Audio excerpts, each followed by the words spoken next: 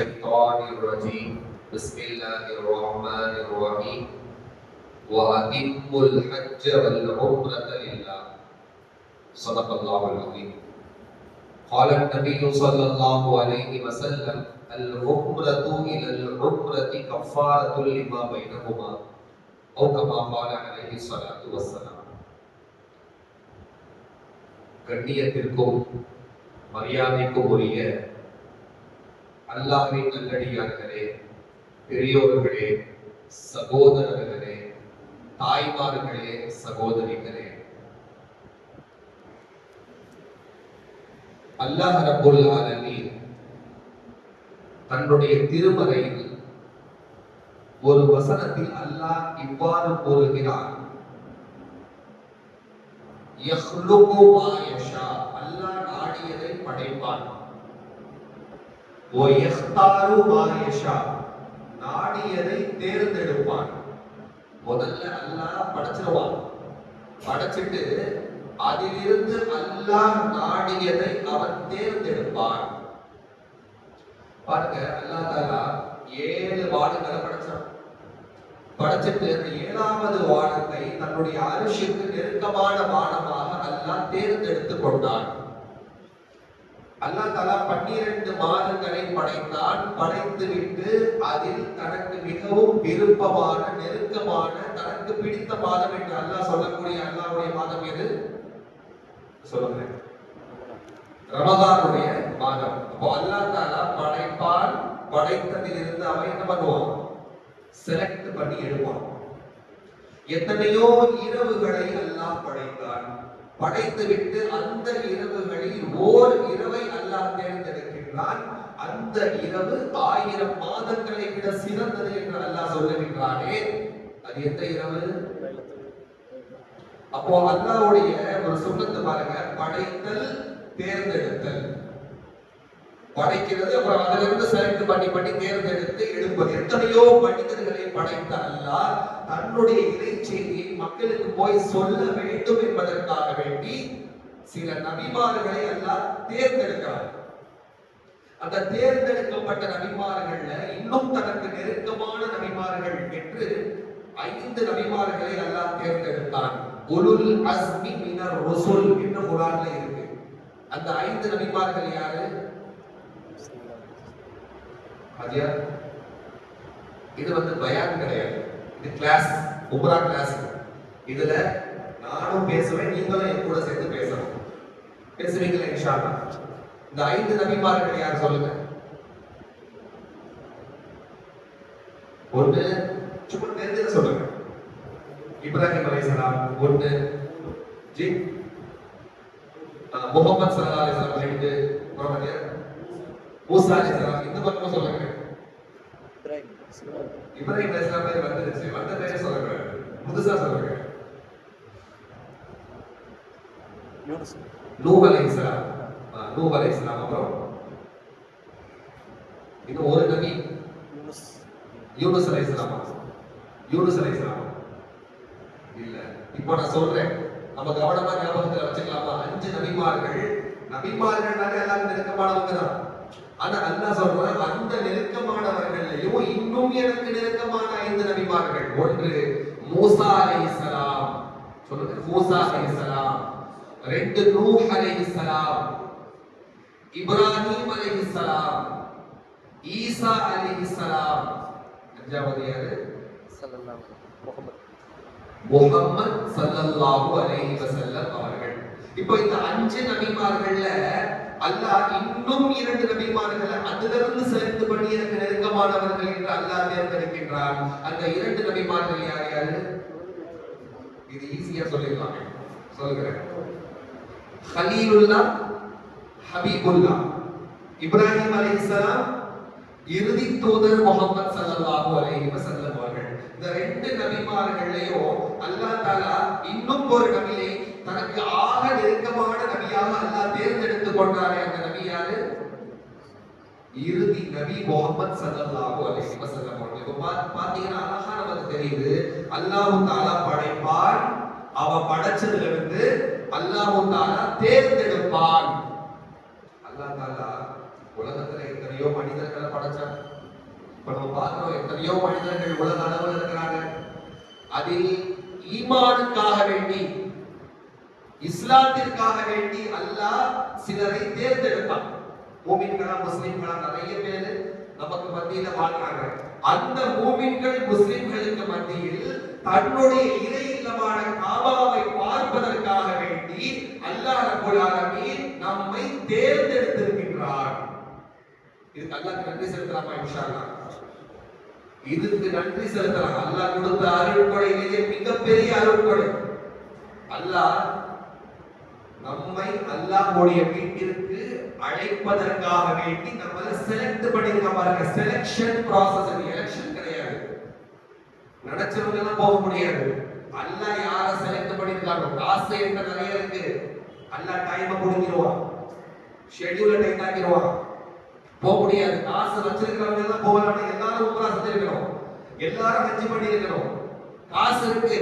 ஆனா சரியா சாப்பிட கூட டைம் இல்ல, அல்லாஹ்வுடைய வீட்டை போய் பார்க்கிறதுக்கு நேரம் இல்ல. என்னன்னா அல்லாஹ் இன்னும் அவரை செலக்ட் பண்ணல. காரணத்தை சொல்லிக்கிட்டே போகலாம்.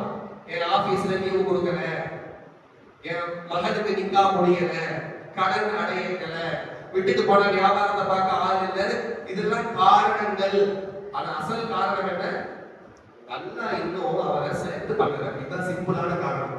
ஏன்னா குர்ஆன்ல அல்லாஹ் என்ன சொல்றானா, வரப்புக யஹ்லுகு மா யஷாஉ வ யக்தார், உங்களுடைய இறைவன் நாடியதை படைத்து அதிலிருந்து நாடியதை அவன் தேர்ந்தெடுப்பான், செலக்ட் பண்ணுவான்.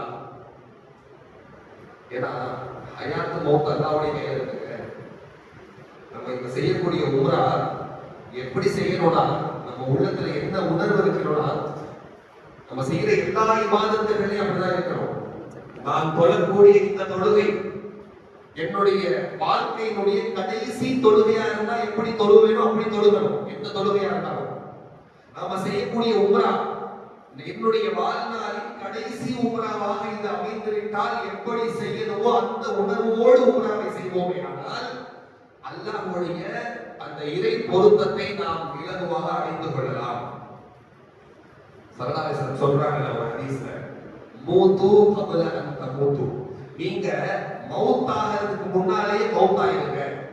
வஹாசிபு கப்ல அன் துஹாசபு, அல்லாஹ் நாளை மறுமையில் உங்களை விசாரிப்பான். அல்லாஹ் உங்களை விசாரிப்பதற்கு முன்பாகவே உங்களை நீங்களே விசாரித்துக் கொள்ளுங்கள். ரெண்டு விஷயங்கள் சொல்றாங்க. மௌத் ஆகிறதுக்கு முன்னாலே மௌத் ஆயிருங்கன்றாங்க. அதுக்கு என்ன அர்த்தம்? டெய்லி நம்ம வாழ்க்கையில ஒரு 10 நிமிஷத்தை நம்ம ஒதுக்கணும்.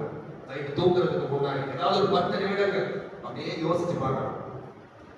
இப்போ இன்னைக்கு இந்த நேரத்துல நான் மவுத் ஆகிட்டேன்னா என்ன நடக்கும்? இதோ என்னுடைய ஜனாசாவை குளிப்பாட்டுகிறார்கள், இதோ என்னை கஃனிடுகிறார்கள், என்னால கையை காலை கூட அசைக்க முடியுது, யாரோ என் கையை காலை அசைக்கிறாங்க, யாரோ என்னை குளிப்பாட்டுறாங்க, யாரோ என்னை கஃனிடுறாங்க, இதோ என்னை கொண்டு சென்று கபரு குழியில் அடக்கிட்டாங்க. என்னை அடக்கிட்டு என்னுடைய மனைவி, என்னுடைய மக்கள், பெண்களாக இருந்தா என் கணவர், என்னுடைய சகோதரர்கள், என்னுடைய குழந்தைகள் எல்லாம் என்னை விட்டு போயிட்டாங்களே. இப்போ இந்த கபரு குழியில் தனியா இருக்கிறேனே, இப்போ நான் செஞ்ச அமல் மட்டும்தான் இங்க இருக்கு. என்னுடைய ப்ராப்பர்ட்டி எங்க போச்சு, என்னுடைய நகனத்தை எங்க போச்சு, என்னுடைய செல்வாக்கு எங்க போச்சு, என் பதவி எங்க போச்சு? இப்போ நான், என்னுடைய அமல், என்னுடைய ரப்பு. அப்படிங்கிற மௌத்த மட்டும் ஒருத்தர் நினைச்சாங்க எங்களுடைய வாழ்நாள்ல. எப்பவுமே பயான் பண்ணி யாரையும் திருத்த முடியாது. அஜரத்து பயான் பண்ணி ஒருத்தர் திருத்த முடியுமா? அவர் தனக்கு வரப்போற மௌத்த நினைச்சாலே போதும், வாழ்க்கையே மாறிவிடும். கஃபாபில் மௌத்தி வாடிஸா என்று சொன்னார்கள். மௌத் இருக்கே அது சிறந்த உபதேசம். இப்போ நம்ம இந்த உம்ராவுடைய சஃபர்ல 2 ஆடைகளை உடுத்துறோம்ல, இஹ்ராமுடைய ஆடைகள், அது நமக்கு மௌத்தை நினைவுபடுத்தணும். இஹ்ராமுடைய 2 ஆடைகளை உடுத்திட்டு போறோம்ல காபத்துல்லாவுக்கு இஹ்ராம்ல, அதே மாதிரி 2 ஆடையெல்லாம் உடுத்தி நம்மளை கொண்டு போய் கபர்ல அடக்கம் பண்ணுவாங்க. அப்போ இந்த உம்ராவுடைய பயணம் என்பது மௌத்துக்கான ஒரு நினைவூட்டலாக இருக்க வேண்டும். அப்படி இந்த பிரயாணத்தை நாம் ஆக்கிக் கொள்வோமா இன்ஷா அல்லாஹ்? அன்பானவர்களே, ஒரு நிக்கா திருமணம் இருந்தா பிள்ளைங்களுக்கு எவ்வளவு சீக்கிரமா நம்ம தயாராகிறோம். என் மகளுக்கு நிக்கானா 6 மாசத்துக்கு முன்னாடி என்ன பண்றோம்? போய் மண்டபத்தை புக் பண்றோம், யாரு நல்லா சமைப்பாங்க விசாரிக்கிறோம், அதுக்கு இன்விடேஷன் கார்டு அடிக்கிறோம். நிக்கான்றது எவ்வளவு சிம்பிள் நான் மார்க்கத்துல ஈஜாபு கபூல். நான் உன்னை நிக்கா செய்து கொண்டேன், நான் ஏற்றுக்கொண்டேன், 2 சாட்சி தான், நிக்கா முடிஞ்சிருச்சு.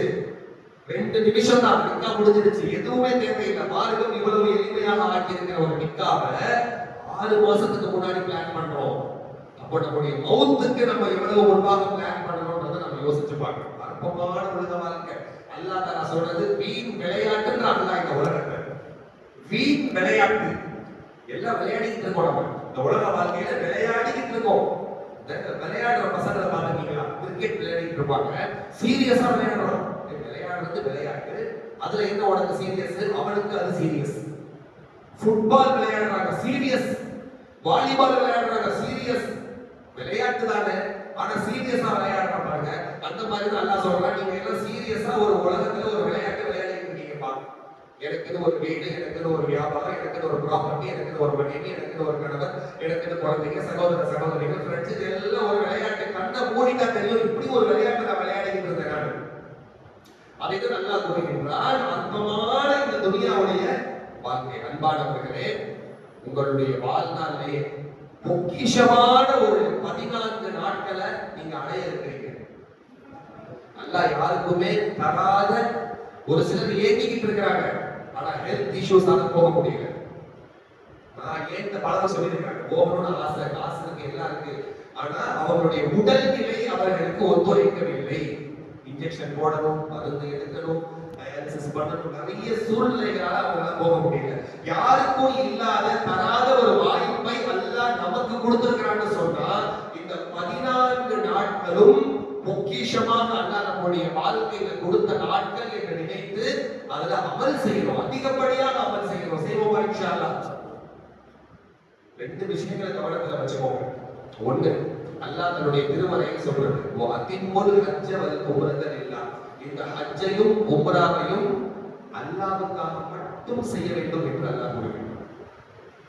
ஹஜ்ஜையும் உம்ராவையும் யாருக்காக செய்யணும்?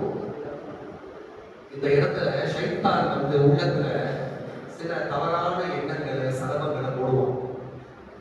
நாம மக்காவுக்கு போயிட்டு வந்துட்டா, மதீனாவுக்கு போயிட்டு வந்துட்டா, மக்கள் நம்மளை என்னன்னு கூப்பிடுவாங்க? ஹாஜின்னு கூப்பிடுவாங்க, ஹாஜிமான்னு கூப்பிடுவாங்க, முஅத்தமிர் அரபில சொல்லுவாங்க, உம்ரா செஞ்சுட்டு வரவங்க முஅத்தமிர்னு கூப்பிடுவாங்க. இப்படி எல்லாம் உள்ளத்துல சில சலபங்களை ஷைத்தான் போடுவோம். அவனுக்கு என்னன்னா, ஒண்ணு நாம அமல் செய்யக்கூடாது, உம்ராவுக்கு இவரை போக விடக்கூடாது. அப்படி எல்லாத்தையும் தாண்டி போறாரு. எத்தனையோ குடும்ப சூழ்நிலைகள், எத்தனையோ பொருளாதார சூழ்நிலைகள், எத்தனையோ வியாபார சூழ்நிலைகள், எல்லாத்தையும் தூக்கி தூர வீசிட்டு அல்லாஹ்வுடைய பாதையில காபத்துல்லாவுக்கு போறாரு. அப்படின்னா ஷைத்தான் அடுத்து எங்க வருவானா, அடுத்து இவருடைய அமலை எப்படி நம்ம நாசமாக்குறது, உள்ளத்துல பெருமையை போடுவான். நீ உம்ராக்கு போற, நீ காபாவை பாக்குற, நீ பெரிய புனிதனாக ஆயிட்ட அப்படின்ற உள்ளத்துல இந்த எண்ணங்களை கொண்டு வந்து யாரு போடுவோம்? அப்போ ஷைத்தான் இந்த மாதிரி உள்ளங்கள்ல கொண்டு வந்து எண்ணத்தை போட்டா அதுக்கு இடம் கொடுத்துடவே கூடாது. ஆள் மனதுல சொல்லி வச்சிருங்க, நான் செய்யக்கூடிய இந்த உம்ரா இது முழுக்க முழுக்க அல்லாஹ்வுக்காக மட்டுமானது. நீயத்தை சரி பண்ணிக்கலாமா? இன்ஷா அல்லாஹ் நீயத்தை சரியாக இருந்தாதான் நம்ம செய்யக்கூடிய அமலினுடைய முழுமையான நன்மையை நாம் அடைந்து கொள்ள முடியும். அதனால எந்த இடத்திலே இதை விடவே கூடாது. அல்லாஹ்வுக்காக செய்யணும், அல்லாஹ்வுக்காக செய்யணும், இந்த நன்மை நான் அல்லாஹ்வை எதிர்பார்க்கிறேன் என்ற நீயத்தை நாம் சரி செய்து கொள்வது.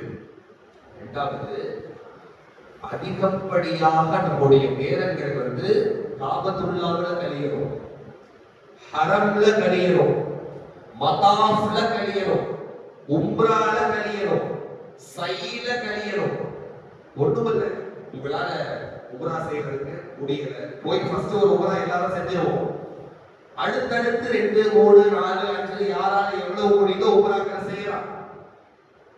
கண்ட்ரோல் பண்ணாது. தாயிஃபுக்கு போய் வரும்போது ஒரு உம்ரா செய்ய வைப்பாங்க, அப்புறம் ஜுஹரானால இருந்து ஒரு உம்ரா செய்வீங்க, ஆயிஷா பள்ளிக்கு போய் டெய்லி உம்ரா செய்யணும்னாலும் செய்யலாம். அல்ஹம்துலில்லாஹ். இல்ல ஒரு சிலருக்கு உடம்பு ஒத்துழைக்கல, ஒரு உம்ரா 2 உம்ரா செஞ்சுட்டு உடம்பு முடியல ஹஸ்ரத் அப்படின்னா அவங்க தவாப் செஞ்சுக்கிட்டே இருக்கலாம். அதிகப்படியாக தவாப் செஞ்சுக்கிட்டே இருக்கலாம். அதுல நிறைய நன்மை இருக்கு. தவாஃபுக்கு ஆயிஷா பள்ளிக்கு போக வேண்டியது இல்லை. தவாஃபுக்கு எஹ்ராம் கூட தேவையில்லை. தவாஃப் செய்யலாம். தவாஃப் செய்ய முடியல அப்படின்னா குறைந்தபட்சம் உட்கார்ந்து காபாவை பார்த்துக்கிட்டே இருங்க. காபாவை பார்ப்பதும் நன்மை. அப்போ இந்த 14 நாட்கள், இந்த 14 நாட்களும் தயவு செஞ்சு நான் ஒரு வேண்டுகோளா கேட்கிறேன், உங்ககிட்ட பணிவோட கேட்கிறேன், ரூம்ல அதிகமான நேரம் நம்ம எடுத்துக்கூடாது.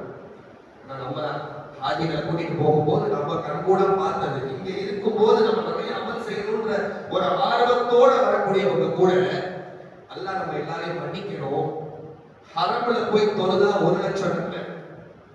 பல தொழுகைகளை ரூம்ல தொழுகிறதை கண்டால பார்த்து சொல்லுவாங்க, இறங்கி போனா தொழுதுட்டு 1 லட்சம் நன்மை கொள்ளை அடிச்சுட்டு வரலாம். சோ இந்த ரூம்ல நம்ம இருந்தோடு வைக்கிற அதிகமா நம்ம ரூம்ல இருக்க ஷைத்தான் வந்து நம்ம உள்ளத்துல வசவசா போட்டுக்கிட்டே இருப்போம். ரூம்ல மட்டும் இருக்கவே கூடாது. ரூம்ல எதுக்கு இருக்கணும்? ரூம் அப்படின்றது சாப்பிட்டாதான் நம்ம அடுத்த அமல் செய்ய முடியும். கொஞ்சம் ரெஸ்ட் எடுக்கணும். ரெஸ்ட் எடுத்தாதான் மறுபடியும் அடுத்த உம்ரா செய்ய முடியும், அடுத்த தவாப் செய்ய முடியும். ரெஸ்ட்டுக்கும் சாப்பாட்டுக்கு மட்டும்தான். நீங்க ரூம்ல அதிகமான நேரங்கள் இருந்தோடு வைங்க, யாராவது வந்து யாரை பத்தியாவது புறம் பேசுவாங்க. நான் சொல்றதை கவனமா நோட் பண்ணி வச்சுக்கோங்க. அங்க போய் இப்படிலாம் நடக்குமா சிலத்தை நீங்க நினைக்கலாம். ரூம்ல இருந்தா நம்ம வீட்டுல இல்லாத ஏசியா, நம்ம வீட்டுல இல்லாத வசதி வாய்ப்புகளா? இல்ல, நம்ம அங்க போகிறது வசதி வாய்ப்புகளுக்காக வேண்டி நம்ம போகிறோம். நம்ம அங்க போகிறது அமல் செய்யறதுக்காக போறோம். முதல்ல உள்ளத்துல ஆள் மனதுல பதிய வச்சுக்கோங்க. நாம அங்க போகிறது உலக சுகபோகங்களை எதிர்பார்த்து நம்ம போகல. நம்ம எதுக்காக போகிறோம்? அமல் செய்வதற்காக வேண்டி போகிறோம். நம்முடைய அதிகமான நேரங்கள் ரூம்ல கழியக்கூடாது. நம்முடைய நேரங்கள் முழுமையாக எங்க கழியணும்? அமல்கள்ல கழியணும். பெண்களை நம்ம ஆர்வப்படுத்தணும். அல்ஹம்துலில்லாஹ் பெண்கள் வந்து ஆண்களை விட அதிகமாக அமலுடைய விஷயத்திலே போவே முன்னாடி இருக்கிறாங்க. நாங்க பார்த்த வரைக்கும் ஆண்களாகிய நாமங்களாவது கொஞ்சம் அமல்களுடைய விஷயத்துல கொஞ்சம் பேக் அடிப்போம். ஆனா பெண்கள் வந்து அமல்கள்ல வந்துட்டா அல்ஹம்துலில்லாஹ் மாஷா அல்லாஹ் எப்பவுமே ஒரு படி ஆண்களை விட பெண்கள் முன்னால்தான் இருப்பாங்க. ஒருத்தருக்கு ஒருத்தர் ஆர்வப்படுத்திக்கிட்டே இருக்கணும். ரூம்ல இருக்கவே கூடாது. இதுதான் முக்கியமான சப்ஜெக்ட். 2 பாயிண்ட் கவனத்துல வச்சுக்கோங்க. ஒண்ணு, இந்த உம்ராவுடைய பயணம் நம்ம யாருக்காக மட்டும்தான் செய்யறோம். 2வது, நம்முடைய நேரங்கள் முழுமையாக அமல்களிலே கழிய வேண்டும். சரி, இப்ப நம்ம உம்ராவுடைய பயணத்தை நம்ம ஆரம்பிக்க போகிறோம். உம்ராவுல மொத்தம் எத்தனை நிபந்தனைகள்? 3 5. யாரு சரியாக சொல்றீங்க பார்க்கலாம். உம்ராவுடைய நிபந்தனைகள் எத்தனை? இந்த விஷயங்களை செஞ்சா உம்ரா ஆயிடும். 3 அது 5 3 5 4 3 கருத்து வந்துருச்சு. எல்லாரும் ஒரு கருத்துக்கு வந்துருங்க. பாருங்க, இப்ப நான் சொல்றத கவனமா நோட் பண்ணிக்கோங்க. ஏன்னா ஸல்லல்லாஹு அலைஹி வஸல்லம் வந்து சஹாபாக்கிட்ட கேள்வி கேட்பாங்க, சஹாபாக்கிட்ட இருந்து பதில் வாங்குவாங்க. அதுக்கு காரணம் என்னன்னா, நான் ஒரு விஷயம் அப்படியே சொல்லிட்டு போகிறதுக்கும் கேள்வி கேட்டு பதில் வாங்குறோம் வைக்கல, அந்த விஷயம் ஆள் மனதில் பதிந்து கொள்ளும். இப்ப நான் சொல்றத கவனமா நோட் பண்ணிக்கோங்க. உம்ராவுடைய நிபந்தனைகள் 4. எத்தனை? இந்த 4 விஷயங்களை செஞ்சிட்டீங்கன்னா உங்களுடைய உம்ரா நிறைவேறிவிடும். முதலாவது என்ன? இஹ்ராம். முதலாவதாக ஏறாமா? பெண்கள் பகுதியிலே சொல்லணுமா? அப்படியே சொல்லுங்க. நீங்க பெண்களுக்கு பகுதியிலே அப்படியே சொல்லலாம்.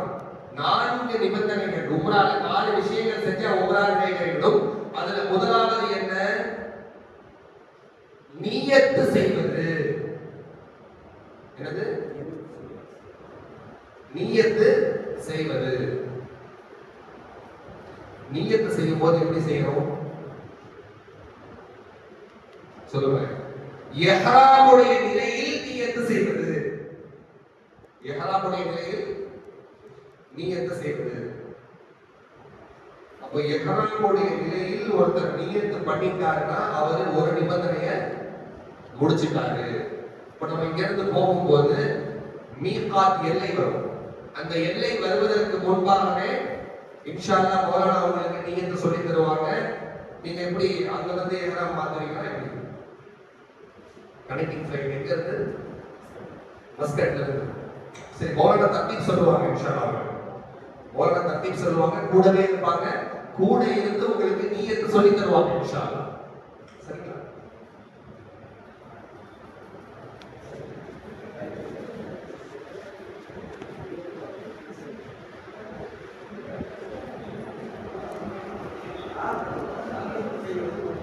आगे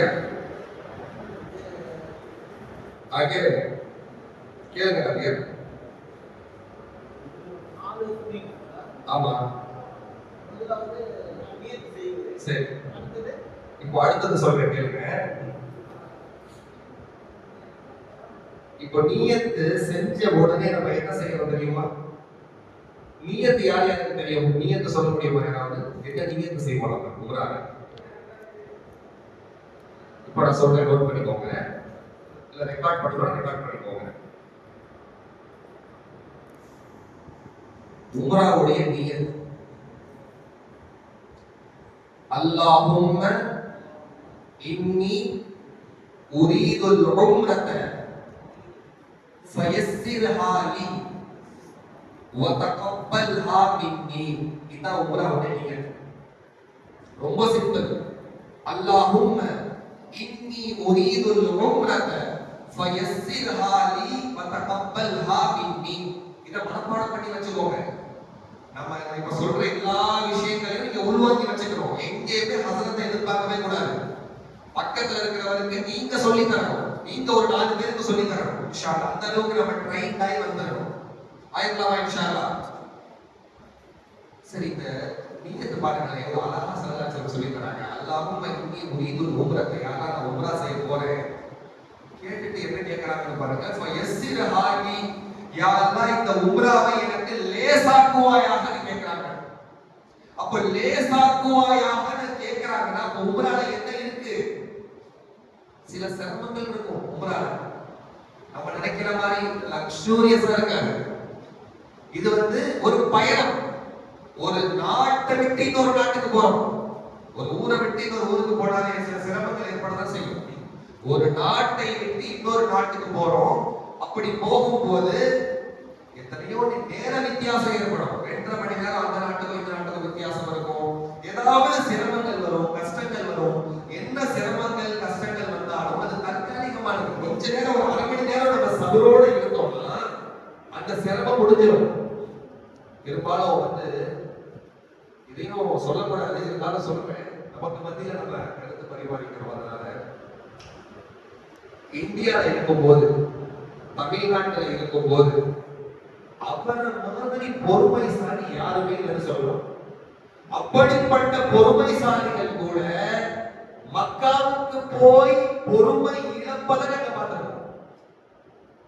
அதுக்கு காரணம் அவங்க கிடையாது. அவங்க நல்லவங்க, அவங்க பொறுமையாளர்கள், அவங்க தொழுகையாளர்கள், அவங்க பொறுமைசாலிகள். யாரை கெட்டவன் சொல்லுங்க? ஷைத்தான் கெட்டவன். அவன் விடமாட்டான். பொறுமையா இருக்கிறவங்களுடைய பொறுமையெல்லாம் ரொம்ப அதிகமா இந்த சோதனைக்கு உள்ளாக்கப்படும். மக்காவில சின்ன சிரமம் தான் இருக்கும். அது ஒரு 1/2 மணி நேரம் ஒரு சபரோட இருந்தா அந்த சிரமம் நீங்கிடும். அப்போ நம்ம ஸல்லல்லாஹு அலைஹி வஸல்லம் இந்த உம்ராவுடைய நிய்யத்துல சொன்ன இந்த துஆவை இந்த சஃபர்ல முடிஞ்சு வர வரைக்கும் மறக்க கூடாது. என்ன கேக்குறாங்க? ஃபயஸ்ஸிர்ஹா லி, யா அல்லாஹ் இதை எனக்கு லேசாக்குவாயாக அப்படின்னு கேக்குறாங்க. அப்புறம் என்ன கேக்குறாங்க? வதகப்பல்ஹா மின்னி, யா அல்லாஹ் இந்த உம்ராவை என்னிடமிருந்து நீ ஏற்றுக்கொள்வாயாக, கபூல் செய்து கொள்வாயாக அப்படின்ற இந்த நிய்யத்தை இந்த சஃபர்ல போறதுக்கு முன்னால நம்ம எல்லாரும் மனப்பாடம் பண்ணிக்கலாமா இன்ஷா அல்லாஹ்? இது ஒன்று. அது ஆமா, நிய்யத். நிய்யத் அப்படிங்கிறதுனா உள்ளத்துல நினைக்கக்கூடிய, உள்ளத்துல நம்ம நினைக்கிறோம்ல, அதுதான் நிய்யத்.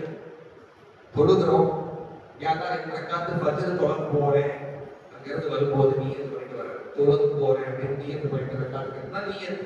உள்ளத்துல நினைக்கிறது நாவால சொல்றது நல்லது. உள்ளத்துல நினைச்சிட்டு அதை நாவால சொல்றது நல்லது. அப்போ இந்த நியத்தை நம்ம இன்ஷா அல்லாஹ் என்ன பண்ணலாம், மனப்பாடம் பண்ணிக்கலாம் இன்ஷா அல்லாஹ். ஒரு வாட்ஸ்அப் குரூப் போடுவோம் இன்ஷா அல்லாஹ். போட்டுட்டு அதுல உங்களுக்கு என்ன டவுட் சொன்னாலும் நீங்க அதுல கேட்டுக்கிட்டே போகலாம். உங்களுக்கு நாங்க குரூப்ல கைட் பண்ணிக்கிட்டே போவோம் இன்ஷா அல்லாஹ். அடுத்து ரெண்டாவது நியத்து முடிஞ்சிருச்சு. நாலு எத்தனை முடிஞ்சிருக்கு, இன்னும் எத்தனை இருக்கு?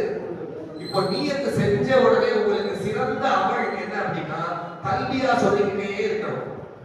காபத்துல்லாஹ் பார்க்கிற வரைக்கும் தல்பியா, ஃளைட்ல ஏறும்போது தல்பியா, ஃளைட்ல உட்கார்ந்து இருக்கும்போது தல்பியா, ஃளைட்ல விட்டு இறங்கும்போது தல்பியா, அடுத்து ஜித்தாவுக்கு பஸ்ல ஏறும்போது தல்பியா, ஜித்தால இருந்து மக்காவுக்கு போகும்போது தல்பியா, மக்கால பஸ்ல விட்டு இறங்கின பிறகு தல்பியா. தல்பியா என்ன? தல்பியா சொல்லுங்க ஐயா. மாஷா சொல்லுங்க. அல்ஹம்துலில்லாஹ்.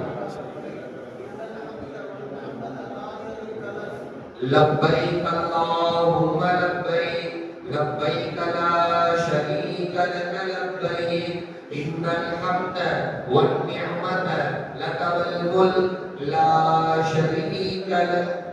லப்பைக் எல்லாருக்கும் ஞாபகம் இருக்குங்களா தல்பியா?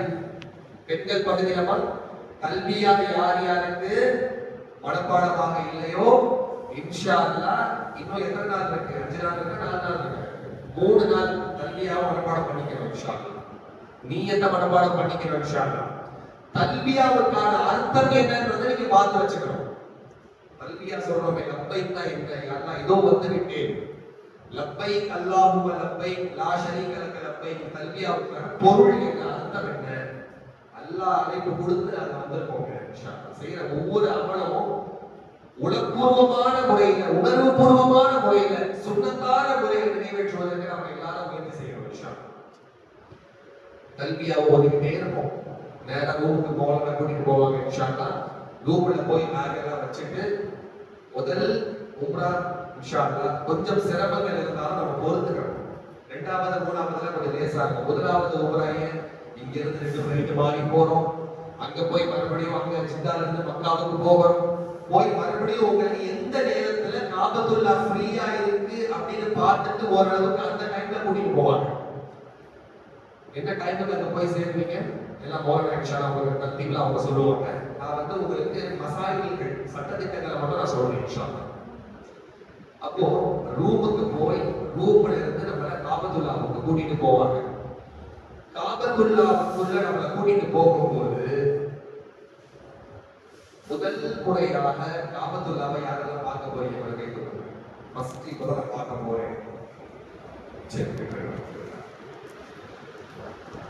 காபத்துல்லாஹ்வை முதல் முறை பார்க்கிற அந்த உணர்வு, அந்த ஃபீலிங் இருக்குல்ல, அதை வந்து வார்த்தைகள்ல விவரிக்க முடியாது. வார்த்தைகளை விவரிக்கவே முடியாது. அப்படியே பார்த்துக்கிட்டே ஸ்டண்டாக இருப்போம். அப்படியே யா அல்லாஹ் எந்த இடத்துல கூட்டிட்டு வந்து என்னை போன்ற ஒரு பாவியை யா அல்லாஹ் நீ நிறுத்தி இருக்கிற அப்படின்னு முதல் முறை காபாவை பார்த்து நம்ம செய்யக்கூடிய துஆவை அல்லாஹ் கபூல் செய்கிறான். முதல் தடவை காபாவை பார்க்கிறாரு, பார்த்துட்டு அல்லாஹ்ட்ட துஆ கேட்கிறாங்க. அந்த உணர்வு பூர்வமான அந்த நிலையில கேட்கப்படக்கூடிய துஆவை அல்லாஹ் கபூல் செய்கிறான் அப்படின்னு வருது. நம்முடைய வாழ்நாளில் அல்லாஹ் பல முறை காபாவை பார்க்கும் பாக்கியத்தை எல்லாம் நமக்கு நசீபாக்கி தருவாங்க. காபாவை பார்த்த உடனே முதல் முறை பார்க்கிறோம்னா என்ன துஆ கேட்போம்? என்ன துஆ கேட்கலாம்? துஆ கபூல் ஆக போகுது. என்ன துஆ கேட்கலாம்? என்ன துஆ கேட்க வேண்டும்? பாவங்கள் ஜி, பாவங்களை எல்லாம் மன்னித்து விடு கேட்கலாமா? வேற என்ன கேட்கறது? உலக ரீதியா எதுவும் வேண்டாமா? கை கால் சலாமத்து, உடம்பு நாளுக்கு சொல்லுங்க. என்ன கேட்கலாம்? மாஷா அல்லாஹ் நீண்ட ஆயுள கொடு. சுருக்கமா ஒன்று சொல்றேன் பாருங்க. ஃபர்ஸ்ட் கேட்க போறோம், துஆ கபூல் ஆக போகுது. அல்லாட்ட சில்லறையா ரீட்டைல்ல கேட்கக்கூடாது, ஹோல்சேல்ல கேட்கணும். சரிங்களா? ஹோல்சேல்ல கேட்கணுமா? இன்ஷா அல்லாஹ் எல்லாம் வியாபாரிகள் கிடைக்கிறாங்க. ஹோல்சேல் வேலை செய்யுங்க. பாருங்க, 2 துஆ சொல்லி தரேன் இன்ஷா அல்லாஹ். 2 துஆல எந்த துஆ வேணாலும் கேளுங்க அல்லாஹ். ஃபர்ஸ்ட் என்ன துஆ தெரியுமா? ஆதியா சொன்னாங்க, யா அல்லாஹ் என்னுடைய வாழ்நாளில் இனி நான் என்ன துவா எல்லாம் கேட்பேனோ எல்லா துவாக்களையும் கபூல் செய்வாயாக. பிளாங்க் செக்ல கையெழுத்து வாங்குறதுன்னு சொல்லுவாங்க. அந்த மாதிரி நீங்க ஹோல்சேல்ல கேட்டுறோம், ஒண்ணு ஒண்ணா கேட்க கூடாது. யாரா இனி நான் என் லைஃப்ல என்னெல்லாம் கேட்பேனோ எல்லாத்தையும் எனக்கு கொடு, சரிங்களா? ஒண்ணு. இரண்டாவது, தப்சீருடைய நூல்கள்ல இந்த துவாவை எழுதி இருக்கிறாங்க. நீங்க காபாவை முதல் முறையாக பார்க்கும்போது இந்த துவாவை கேளுங்க. என்ன தெரியுமா? ரப்பனா ஆதினா ஃபித் துன்யா ஹஸனா வ ஃபில் ஆখিরাতি ஹஸனத்தன் வ கினா அஸாபன் நார் என்ற இந்த துவாவை கேட்கிறது. மனப்பாடம் பண்ணிக்கலாமா இன்ஷா அல்லாஹ்? இந்த துவாவுடைய அர்த்தம் என்ன தெரியுமா? அல்லாஹ்வே சொல்லி தர துவா. ரப்பனா, எங்களுடைய இறைவனேன்னு சொல்லி அல்லாஹ் என்ன கேட்கிறோம்னா, ஆதினா ஃபித் துன்யா ஹஸனா, இந்த துன்யாவுடைய எல்லா நலவுகளையும் எங்களுக்கு தருவாயாக. என் பையனுக்கு வேலை கிடைக்கணும், எனக்கு வியாபாரத்துல பறக்கத்தாகணும், என் பொண்ணுக்கு நல்ல இடத்துல நிக்காஹ் நடக்கணும், எல்லாமே ஆதினா ஃபித் துன்யா ஹஸனாவுல வந்துருச்சு. துன்யால என்ன எல்லாம் நன்மை இருக்கோ எல்லாத்தையும் யா அல்லாஹ் எனக்கு நீ தருவாயாக. வஃபில் ஆখিরাতি ஹஸனா, மறுமையினுடைய எல்லா நலவுகளையும் யா அல்லாஹ் எனக்கு தருவாயாக. யா அல்லாஹ் எனக்கு சொர்க்கத்தை தருவாயாக. சிராத்துல் முஸ்தகீம் பாலத்தை நான் மில்லல் வேகத்திலே நான் கடக்க வேண்டும். யா அல்லாஹ் கபரில் கேட்கப்படக்கூடிய கேள்விகளுக்கு நான் சரியாக பதில் சொல்ல வேண்டும்.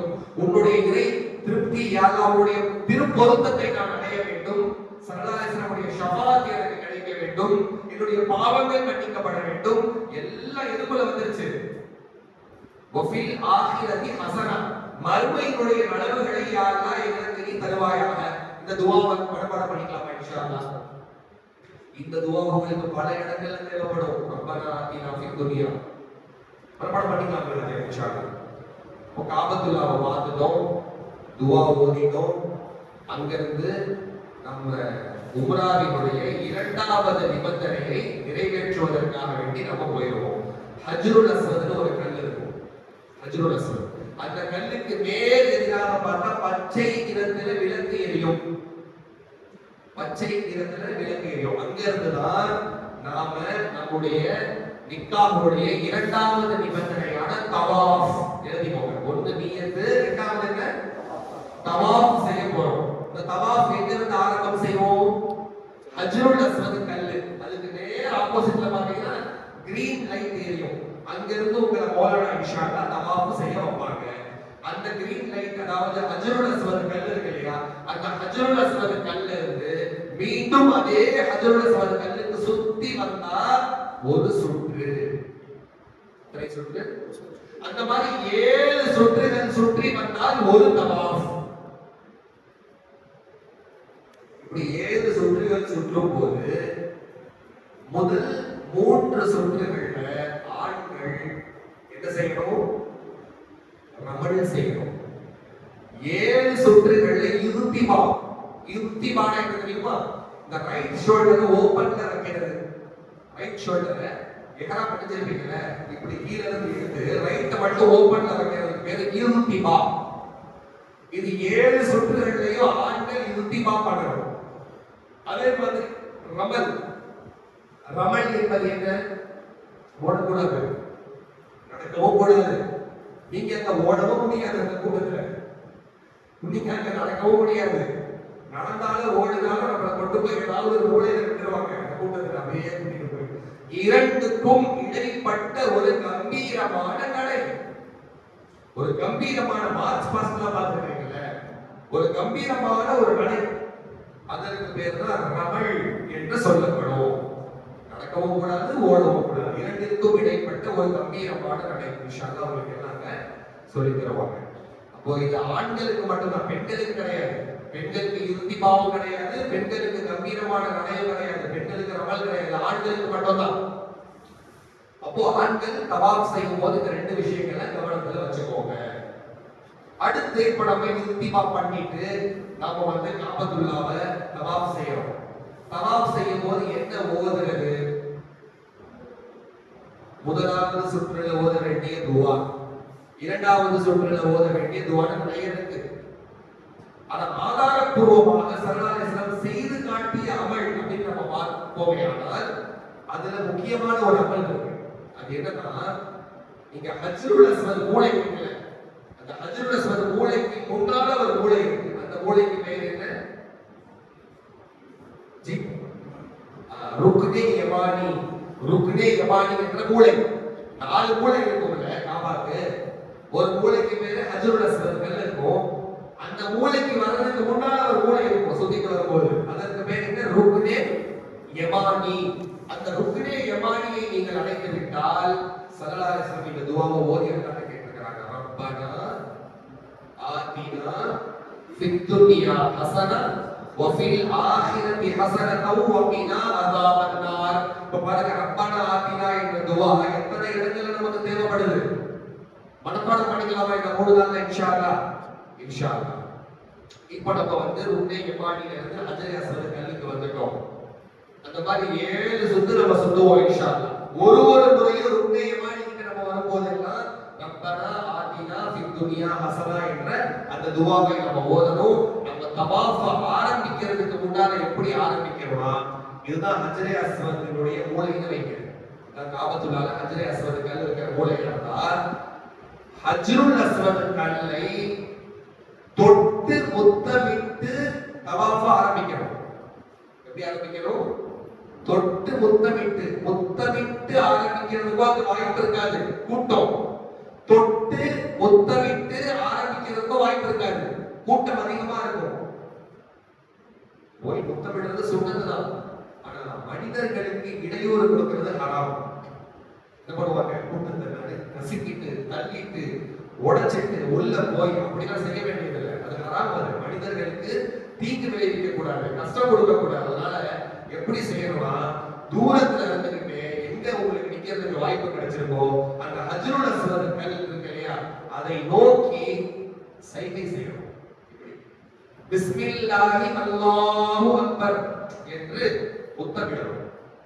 2 கைகளை உயர்த்தி பிஸ்மில்லாஹி அல்லாஹு அக்பர் என்று சொல்லி என்ன பண்ணணும்? கைகளை முத்தமிட்டு நம்முடைய முதலாவது தவாஃபை நாம் ஆரம்பம் செய்ய வேண்டும். இப்படி 7 முறை நாம சுத்தி வந்துட்டோம் வைங்க. ஒரு தவாஃப். எத்தனை தவாஃப்? ஒரு தவாஃப் நம்ம முடிச்சிட்டோம். தவாஃப் முடிஞ்ச உடனே என்ன செய்யறது? தவாஃப் முடிஞ்ச உடனே மகாமே இப்ராஹிம் இருக்கும். பார்த்திருக்கீங்களா? ஒரு தங்க கூண்டு மாதிரி இருக்கும். இப்ராஹிம் அலைஹிஸ்ஸலாம் அவர்களுடைய காலடி தடங்கள் பதிந்த ஒரு இடம் இருக்கும். அதற்கு ஒரு கூண்டு வடிவத்துல தங்க கூண்டு மாதிரி அமைச்சிருப்பாங்க. அது காபத்துல்லாஹ்வுக்கு முன்னாடி இருக்கும். அதற்கு பேர் என்ன? மகாமே இப்ராஹிம். அந்த மகாமே இப்ராஹிமுக்கு பின்னால் நின்று 2 ரக்காத்துகள் தொழுவது சுன்னத். தவாஃபுடைய 2 ரக்காத்து தொழுகையை தொழுகணும் இன்ஷா அல்லாஹ். அதுலயும் பாருங்க, மகாமே இப்ராஹிமுக்கு பின்னால நிறைய கல்லு முள்ளு இருக்கு. அங்க போயிட்டு தொழக்கூடிய அப்படின்னா அந்த மதாஃப்னு சொன்னா தவாஃப் செய்யக்கூடிய இடம். அதற்கு பேர் தான் மதாஃப்னு சொல்லுவாங்க. அந்த மதாஃப்ல எந்த இடம் கிடைச்சாலும் தொழுக கூடிடும் இன்ஷா அல்லாஹ்.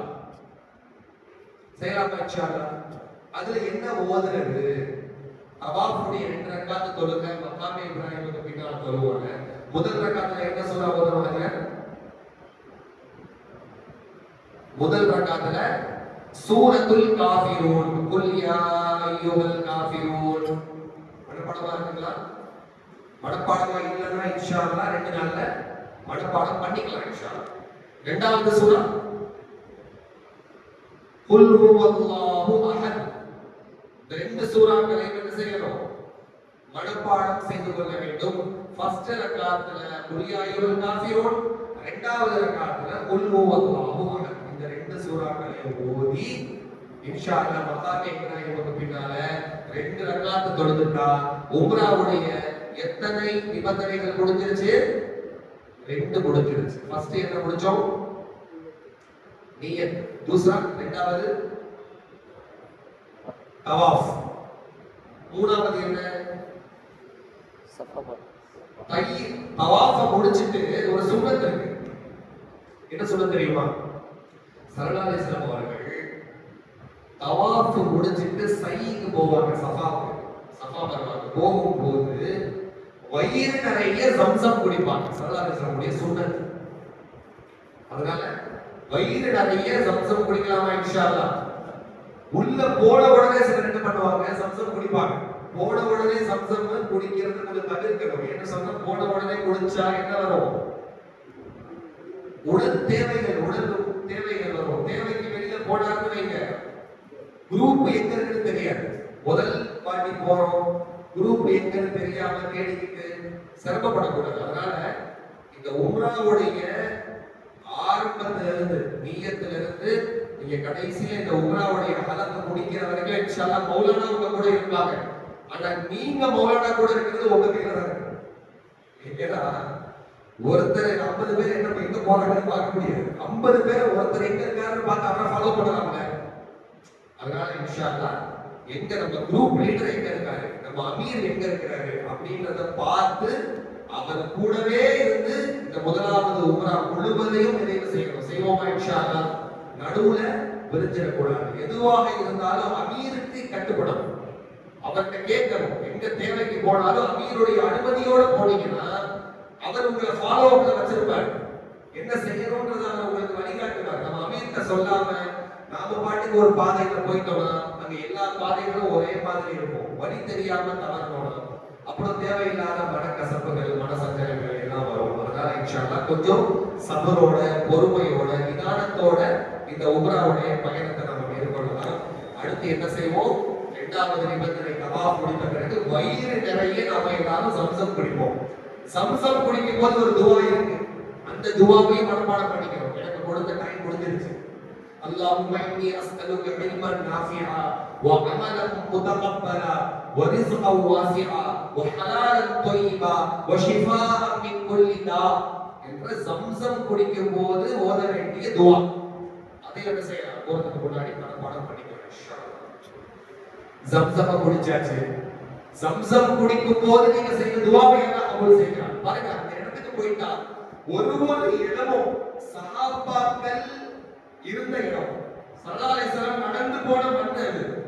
ஒரு இடங்களே அந்த துவாவை கபூல் செய்யக்கூடிய இடம் அது. மலக்குமார்கள் இறங்குகின்ற இடம் அது. அதனால ஒரு வாய்ப்பை கூட மிஸ் பண்ணக்கூடாது. முழுமையான பலன்களை, நன்மைகளை அறுவடை செஞ்சுட்டு வரணும் இன்ஷா அல்லாஹ். அடுத்து என்ன செய்வோம்? சம்சம் குடிச்சிட்டு உம்ராவுடைய மூன்றாவது நிபந்தனை சஹி செய்வதற்காக சஃபாவுக்கு வருவோம். சஃபா மலைன்னா பெரிய மலை மாதிரி இருக்காது. மலையினுடைய ஒரு சின்ன அடையாளம் மட்டும் தான் இப்போ பாக்கி இருக்கு. மற்ற மலை எல்லாமே உடஞ்சிட்டாங்க. மலையினுடைய ஒரு மேடு மாதிரி இருக்கும். அந்த மலையினுடைய மேட்டுக்கு மேல போய் ஏறிக்கிட்டு காபாவை நோக்கி அப்தஹு பிமா பதா அல்லாஹு பிஹி, என்ன சொல்லணும்? அப்தஹு பிமா பதா அல்லாஹு பிஹி என்று சொல்லி நாம் சஹியை ஆரம்பம் செய்வோம். இங்க இருந்து சஃபால இருந்து நம்ம ஆரம்பம் செய்வோம் இன்ஷா அல்லாஹ். சஃபால இருந்து மர்வா வரைக்கும் போனா 1, மர்வால இருந்து சஃபாவை நோக்கி வந்தா 2. இப்படி 7 சுற்றுகள் சுற்றி வரணும். இப்ப சொல்லுங்க, நம்முடைய 7வது சுற்று எங்க முடியும்? சஃபால முடியுமா, மர்வால முடியுமா? சஃபால தான் முடியும். சஃபால முடியும்னு சொல்றவங்க கை தூக்குங்க. மர்வா. சரி, அது 2 பேர் மாஷா அல்லாஹ். மர்வால முடியும்ன்றவங்க 2க்குமே கை தூக்காம சில உட்கார்ந்துருக்கீங்க. ஏதோ ஒண்ணு எங்கேயோ ஒண்ணு வெளியில வருவாங்க. சஃபால 1, சஃபால இருந்து மர்வா 1ங்க. மர்வால இருந்து சஃபாக்கு வந்தா இப்ப எங்க வெளியில போவோம்? எங்க முடியும் நம்முடைய சை? மர்வால வெளியில போவோம். சரியா இருக்குங்களா? பாருங்க, 1 நான் இருக்கிறது சஃபான்னு வச்சுக்கோங்க. நான் இருக்கிறது மர்வா. 1 2 3 4 5 6 7 மர்வால நம்முடைய சை முடிஞ்சிரும். இப்படி 7 சுற்றுகள் சுற்றணும் சஃபா மர்வால சை. அப்படி சுற்றும் போது அதுல வந்து பாத்தீங்கன்னா நிறைய துஆக்கள் இருக்கு. சையில ஓத வேண்டிய துஆக்கள் இருக்கு. லா இலாஹ இல்லல்லாஹு வஹ்தஹு லா ஷரீக லஹு லஹுல் முல்க் வ லஹுல் ஹம்த் வ ஹுவ யுஹ்யி வ யுமீத் வ ஹுவ அலா குல்லி ஷைஇன் கதீர் என்ற துஆக்கள் எல்லாத்தையும் நம்ம என்ன செய்யணும்? மனப்பாடம் பண்ணி வச்சுக்கணும். சஃபால நீங்க கேட்கக்கூடிய துவாவை அல்லாஹ் கபூல் செய்கிறார். சஃபா மலை மேல் ஏறி நின்று கொண்டு கேட்கப்படக்கூடிய துவா அல்லாஹ் கபூல் ஆகும். மர்வா மலை மீது ஏறி நின்று கொண்டு அல்லாஹ் கேட்கப்படக்கூடிய துவா கபூல் ஆகும்.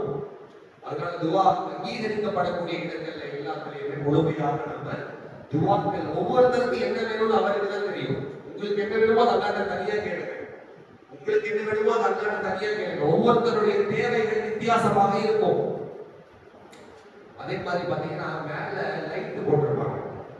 சை பண்ணும்போது மேல லைட் எரியும், பச்சை விளக்கு. அந்த இடத்துல ஆண்கள் மட்டும் என்ன செய்யணும்? வேகமாக ஓட வேண்டும், பெண்கள் ஓடக்கூடாது.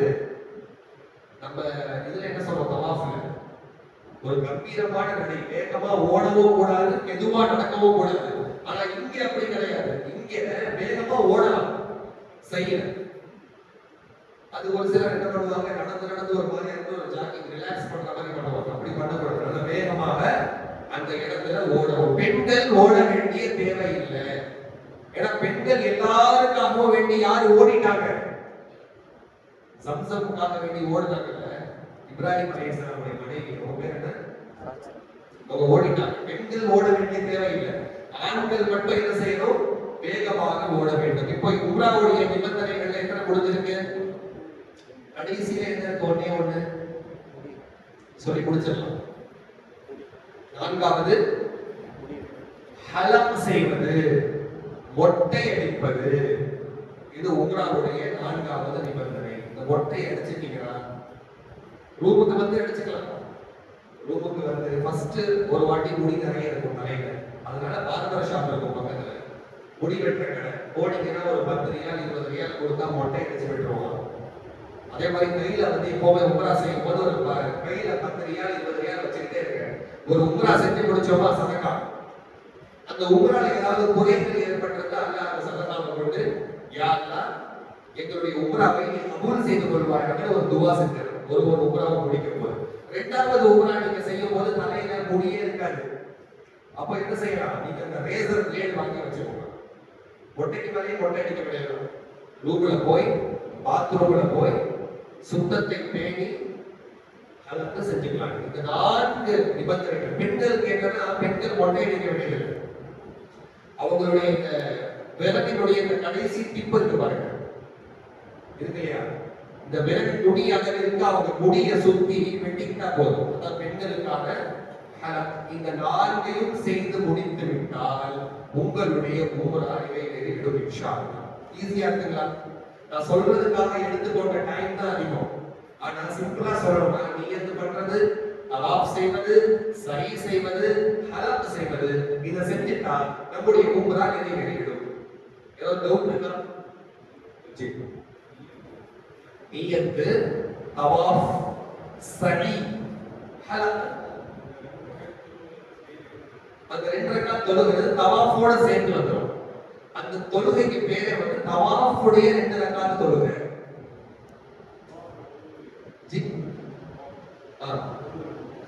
முக்கியமான ஒரு கேள்வி கேட்டிருக்காங்க. தவாஃப்ல வுது வேணுமான்னு கேட்டிருக்காங்க. தவாஃப்ல வுது நிபந்தனை, வுது இருக்கணும். ஆனா சையில வுது தேவையில்லை.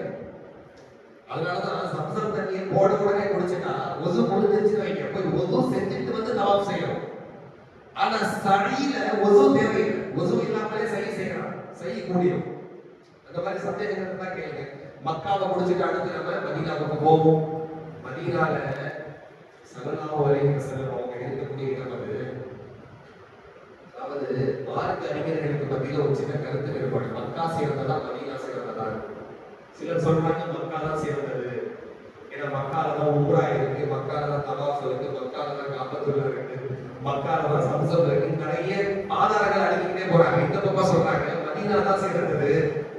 ஏன்னா நமக்கு தவாஃப்ல எப்படி செய்யறதுன்னு தெரியாது. நமக்கு சொல்லி கொடுத்தது யாரு? ஸல்லல்லாஹு அலைஹி வஸல்லம். உம்ரா எப்படி செய்யறது நமக்கு தெரியாது. இதுதான் உம்ரா, இதுதான் தவாஃப், இதுதான் சம்சம், இதுதான் காபத்துல்லா நமக்கு சொல்லி கொடுத்தவங்க யாரு? ஸல்லல்லாஹு அலைஹி வஸல்லம். அவங்க இருக்கிற இடம் தான் சிறந்தது. சில மார்க்கறிஞர்கள் சிலர் சொல்றாங்க, எங்க 2மே சிறந்ததுங்க. 2 கண்ணுல எந்த கண்ணு சிறந்ததுன்னு கேட்பீங்களா? மக்கா மதீனா 2மே சிறந்ததுன்னு சொல்றாங்க. அந்த அளவுக்கு ஸல்லல்லாஹு அலைஹி வஸல்லம் இருக்க முடியும். உலகத்திலே எங்கேயாவது போய் மௌத்த கேட்கறான்னா அது மதீனா மட்டும் தான்.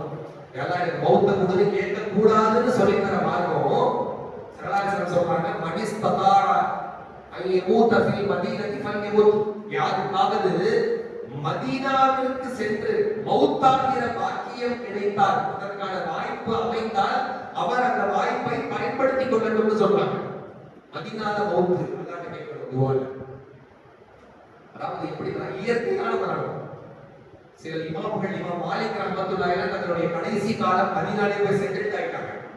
அங்கேயே வாழ்ந்து அங்கேயே மரணிச்சிட்டாங்க. ஏன்னா அங்கே மரணிக்கக்கூடியவர்களுக்கு ஸல்லல்லாஹு அலைஹி வஸல்லம் ஷஃபாஅத் கிடைக்கும் என்ற ஹதீஸ்ல கபர்ல 3 கேள்வி கேட்பாங்க. முதலாவது கேள்வி என்ன கேட்பாங்க? இரண்டாவது கேள்வி மண் பட்டுக்க என்ன சொல்லுவோம்? அல்லாஹ் நபி அல்லாஹ். இரண்டாவது கேள்வி நபி கபர்ல சொல்லிதான் வேற வழி இல்ல. எக்ஸாம்ல क्वेश्चन பேப்பர் அவுட் ஆயிட்டா பசங்க விழுந்து படிச்சு பாஸ் ஆயிடுறாங்க. இது கபர்ல क्वेश्चन பேப்பர் அவுட் ஆயிடுச்சு, அல்லாஹ் கொடுத்தா வா இந்த கோடு क्वेश्चन பார்த்துட்டு வந்துருங்க. அதை நம்ம யோசிக்க கூடாது, அது பக்காவா கட்டுவாங்க. இரண்டாவது கேள்வி என்ன? கபர்ல அதே தமிழ் புரியுதா? கண்ணா से அவடி சார் அப்ப தமிழ் எல்லாம் புரியும். இரண்டாவது கேள்வி வந்து மாதீனுக்க உன்னுடைய தீன் எது சொல்லுவோமா இன்ஷா அல்லாஹ். தீனி அல் இஸ்லாம். மூணாவது கேள்வி ஜி ஸல்லல்லாஹு அலைஹி வஸல்லம் அவர்களுடைய திரு உருவத்தை காண்பித்து வணங்குவார்கள், கேட்பார்கள் இவர் யார் என்று. आज दिखाकर पूछेंगे. அந்த நேரத்துல மாத மூலு ஃபீ ஹாஸா ரஜுல் கேட்பாங்க. இவங்க ஸல்லல்லாஹு அலைஹி வஸல்லம் சொன்னா விட மாட்டாங்க, கேட்பாங்க இவர்களை பற்றி உன்னுடைய கொள்கை என்ன சொல்லுப்பாங்க. அந்த டைம்ல சொல்லணும் இவங்க தான் இறுதி நபி, இறுதி ரசூல், இவங்களுக்கு பிறகு வேற நபி வரல, வேற ரசூல் வரல, இவங்க தான் கடைசின்னு சொன்னாங்க சொர்க்கவாதி. ஸல்லல்லாஹு அலைஹி வஸல்லம் அவங்க இருக்கக்கூடிய இடம் மதீனாவுக்கு போகும்போது ரொம்ப கவனமாக இருக்கணும். அந்த இடங்கள்ல அதிகமாக அமல்கள் செய்யணும். ஸல்லல்லாஹு அலைஹி வஸல்லம் அவருடைய ரௌஸாவுக்கு போய் சலாம் சொல்லணும்.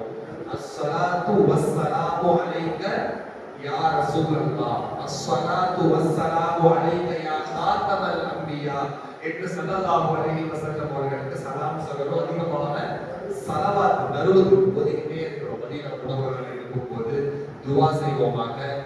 நாம் செய்ய இருக்கக்கூடிய இந்த உம்ராவுடைய அமலை அல்லாஹ் தஆலா கபூல் செய்து கொள்வானாக. ஏதாவது டவுட் இருந்தா சுருக்கமா கேளுங்க, சொல்லி முடிச்சிடுறேன் இன்ஷா அல்லாஹ். ஏதாவது டவுட் இருக்குங்களா? பெண்களுக்கான சட்டங்கள் இன்ஷா அல்லாஹ். ஆமா, 1 லட்சம் நன்மை இருக்கு. நீங்க காபத்துல்லாஹ்ல தொழுதீங்கன்னா 1 லட்சம் நன்மை, மஸ்ஜிதுல் நபவில தொழுதீங்கன்னா 50,000 நன்மைகள் இருக்குன்னு ஹதீஸ்ல இருக்கு. அந்த நன்மைகளை எல்லாம் முழுசா அறுவடை செய்யணும் இன்ஷா அல்லாஹ். ஒரு வக்து கூட நியத் பண்ணிக்கோங்க, யா அல்லாஹ் நான் வந்து இன்ஷா அல்லாஹ் அங்க இருக்கும்போது தான் ஹரம்ல தான் தொழணும், பள்ளியில தான் தொழணும், ரூம்ல தொழக்கூடாது இன்ஷா அல்லாஹ். ஜி அதுக்கெல்லாம் நீங்க கையில வந்து ஒரு சின்ன தஸ்பீஹ் மாதிரி ஒன்று கொடுப்போம், அதை வச்சுக்கோங்க. அதே மாதிரி விரல்ல வந்து நீங்க கால்குலேட் பண்ணிக்கோங்க. ஒரு வேளை உங்களுக்கு டவுட் வந்துருச்சுன்னா ஒரு சுத்தி எக்ஸ்ட்ரா சுத்திக்கோங்க. 3ல இருக்கிறோம், 3ஆம் 4ஆம் டவுட் வந்துருச்சு வைங்க, பின்னால போயிடும். 3ல ரிப்போர்ட் கணக்கு வச்சுக்கிட்டு 7 சுத்தி இருக்கு, புரியுதுங்களா? இன்னொன்று என்னன்னு சொன்னா தவாஃப் நம்ம சுத்திக்கிட்டே இருக்கோம். சுத்திக்கிட்டே இருக்கும்போது இடித்து ஒது போயிடுச்சுன்னு வைங்களேன், இடித்து ஒது போயிடுச்சு. நீங்க 3க்கு உள்ள இருக்கிறீங்க, 3 சுத்து இன்னும் முழுமையா நீங்க முழுமைப்படுத்தல, ஒது போயிடுச்சுன்னா ஒது செஞ்சுட்டு வந்து ஃபர்ஸ்ட்ல இருந்து ஆரம்பிக்கணும். ஃபர்ஸ்ட்ல இருந்து ஆரம்பிக்கணும். இல்ல 4 சுத்து 5 சுத்து சுத்திட்டீங்க, ஒது போயிடுச்சுன்னா மிச்சமுள்ளதை மட்டும் என்ன செய்யலாம், சுத்தி உங்களுடைய தவாஃபை நீங்கள் முழுமை செய்து கொள்ளலாம். மௌத்தா போனவங்களுக்கு தவாஃப் செய்யலாமா? மௌத்தா போனவங்களுக்கு உம்ரா செய்யலாமா? ஜி பேர்ல அதான் ஃபர்ஸ்ட் வந்து பாருங்க, நம்ம செய்யறது வந்து அல்லாஹ்க்காக செய்யறோம். ஆனா நன்மையை சேர்க்கிறதுக்காக மௌத்தா போனவங்களுக்கு நன்மையை சேர்க்கலாமா? இறந்து போன என்னுடைய தகப்பனாருக்கு நான் உம்ரா செஞ்சு நன்மையை சேர்க்கலாமா? தாராளமா சேர்க்கலாம். உயிரோட இருக்கிறவங்களுக்கே நன்மை சேர்க்கலாம். ஹதீஸ்ல இருக்கு, ஹஜ்ஜை பதில் பண்ணிருக்காங்க ஸல்லல்லாஹு அலைஹி வஸல்லம். உயிரோட இருக்கிறவங்களுக்காக ஹஜ் செய்யலாம், உயிரோட இருக்கிற இன்னொருத்தருக்காக வேண்டி உம்ரா செய்யலாம். ஆதாரங்கள் இருக்கு, நன்மையை சேர்க்கலாம். என்ன செய்வீங்க? நியத்து செய்யும் போது ஃபர்ஸ்ட் உம்ரா வந்து நமக்காக செஞ்சுக்கணும். இங்க இருந்து போகும்போது அடுத்தடுத்து 2, 3, 4 செய்யும் போது இறந்து போன யாரெல்லாம் இப்ப நான் செய்ய போற இந்த உம்ராவுடைய நன்மையை இறந்து போன என்னுடைய தந்தைக்கு யாரெல்லாம் இந்த நன்மையை சேர்த்து மனசுல நினைச்சுக்கோங்க. மற்ற ப்ரொசீஜர் எல்லாம் சேம், அதே நியத்து, அதே இஹ்ராம், அதே தவாஃப், அதே சை, அதே நன்மை அவங்களுக்கு போய் சேர்ந்துடும் இன்ஷா அல்லாஹ். பெண்களுக்கான சட்டங்கள் இருக்கு, மாதவிடாய் சம்பந்தமான சட்டங்கள். உம்ராவுடைய நேரங்கள்ல பெண்கள் அவங்களுக்கு மாதவிடாய் ஏற்பட்டு விட்டால் அவங்க என்ன செய்யணும், இங்கிருந்து போகும்போது ஆயிரத்துல என்ன செய்யணும், இல்ல அங்க போய் அவர்களுக்கு ஏற்பட்டு விட்டால் என்ன செய்யணும், தவாஃப் செய்யக்கூடாது, தொழக்கூடாது. மற்றபடி அங்க போய் அவங்க சுத்தமான பிறகு ரூம்ல இருக்காங்க, சுத்தமானதற்கு பிறகு அவங்க தவாஃப் செஞ்சு அதே மாதிரி அவங்களுடைய அமல்களை அவங்க செஞ்சு என்ன செய்வாங்க, அவங்க உம்ராவுடைய அமலை அவங்க நிறைவேற்றலாம். இங்க இருக்கிறாங்க எஹ்ராமுடைய நிலையில இருக்காங்க, ஒரு பெண் மாதவிடாயில இருக்கும் போதே அவங்க எஹ்ராமை அணிந்து கொள்ளலாம். நியத்து பண்ணி மாதவிடாயில இருக்கிறாங்க, அப்போ அவங்க என்ன செய்யலாம், எஹ்ராம் நியத்து பண்ணி உம்ராவுடைய நியத்து பண்ணி எஹ்ராமை பெண் அணிந்து கொள்ளலாம். பெண்களுக்கான எஹ்ராம் என்ன, முகத்தை ஓபன்ல வைக்கணும், கை கால்களை ஓபன்ல வைக்கணும். அதான் பெண்களுக்கான எஹ்ராம். அங்க போய் என்ன பண்ணுவாங்க, ரூம்ல இருப்பாங்க. சுத்தமான பிறகு அவங்க உம்ராவுடைய அமலை செய்வாங்க, தவாஃப் செய்வாங்க, சை செய்வாங்க, ஹஜ் செஞ்சு அவங்களுடைய உம்ராவுடைய அமலை நிறைவேற்றுவாங்க. எந்த சந்தேகம் வந்தாலும் இங்கேயும் சரி அங்கேயும் சரி நீங்க தாராளமா உங்க கூட உலமாக்கள் இருப்பாங்க, மௌலானா இருப்பாங்க, இன்ஷா அல்லாஹ் உங்க கூட எந்த சந்தேகம் இருந்தாலும் உங்களுக்கு இன்ஷா அல்லாஹ் உங்களுக்கு கைடன்ஸ் கொடுப்பாங்க. அதே மாதிரி வாட்ஸ்அப் குரூப் போடுவாங்க, இந்த வாட்ஸ்அப் குரூப்ல உங்களுக்கு ஏதாவது சந்தேகங்கள் வந்தா நீங்க அந்த குரூப்ல மெசேஜ் பண்ணிடுங்க. யாரு கவனிக்கிறாங்களோ இன்ஷா அல்லாஹ் உலமாக்கள் உங்களுடைய மெசேஜ் கான்டாக்ட் கொடுப்பாங்க. இன்ஷா அல்லாஹ் துஆ செய்வோமாக. நாம் செய்ய இருக்கக்கூடிய உம்ராவுடைய இந்த அமலை அல்லாஹ் ரப்பல் ஆலமீன் நம் அனைவரிடமிருந்தும் கபூல் செய்து கொள்வானாக. அஸ்ஸலாமு அலைக்கும்.